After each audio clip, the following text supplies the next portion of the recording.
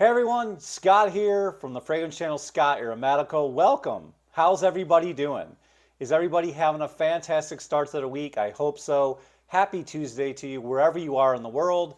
Guys, I am so excited, as I always say, and as I always am, to be talking to you about fragrances, guys. That's what I do. I love talking about fragrances. It gets my mind off things.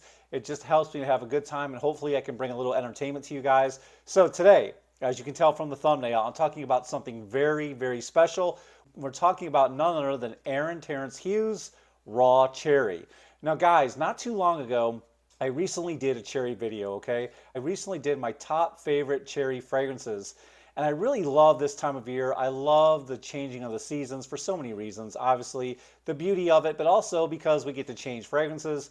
And as you guys know, when fall and winter hits, you can wear so many heavy, denser, just sweeter, whatever the case may be, maybe spicier. Maybe some of you guys like those powerful oud fragrances.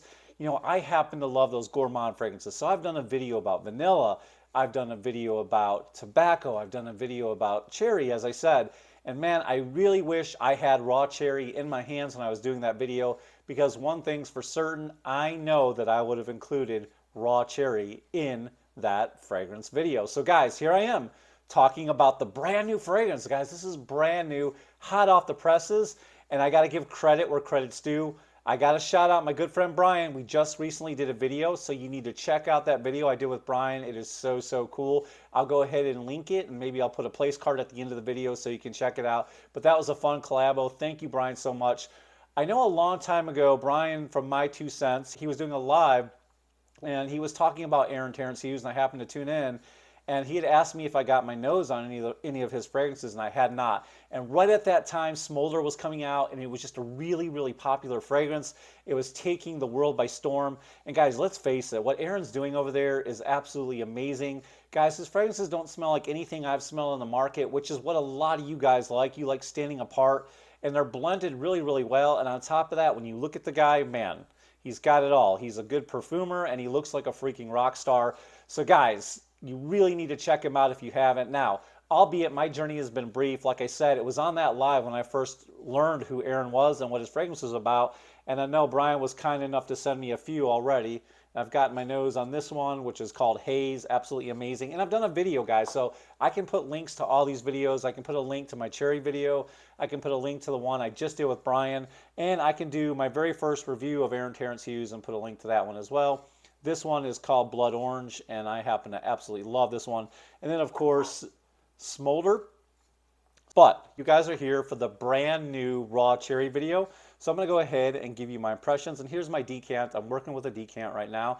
And this thing is just about empty, man. I have doused myself with this ever since I got it. And I've just got enough for a couple sprays on the test strip. But before I do that, before I get into the review, let me go ahead and put a full bottle presentation on the screen since I only have a decant. There you go right there. Boom. And the notes are, there's some bergamot, there's mandarin, and of course cherry. And then you've got your heavier, denser ingredients. You've got chocolate notes, you've got vanilla, rum notes. And those are the major notes I know right now. As of right now, the fragrance is not out, but I'm just trying to help build some excitement and build some hype around this fragrance. And trust me, it is hype worthy. The fragrance comes out, just so you guys know, it comes out at this really easy date for you to remember. It comes out on 2/22/22. You guys can't forget that. So don't those notes sound absolutely delicious?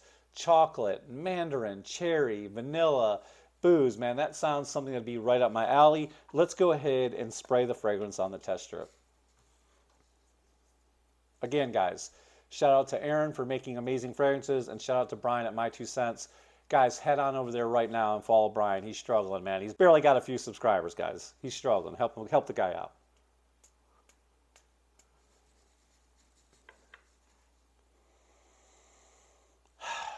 Man, this is absolutely amazing. And you might think to yourself, maybe if you guys are a fan of Guerlain's, L'Homme, EDL, EDP, you might think, man, I already have a cherry fragrance. Or for those of you guys who have your hands on Tom Ford's Lost Cherry, guys, it would not be redundant to have this fragrance in your collection. This is different on so many other levels. What's different about this fragrance is those fragrances are so syrupy. They're just so in your face, sweet, almost cloying sometimes. Although I really love how Lost Cherry is blended. This one is blended well, but it's not a really like in your face kind of a pie crust cherry filling at all. No, this is more of honestly what you'd get from smelling a real cherry. I really love how it blasts you right away in the beginning. And that's what I smell instantly when I smell this is I smell that cherry and I smell that vanilla note.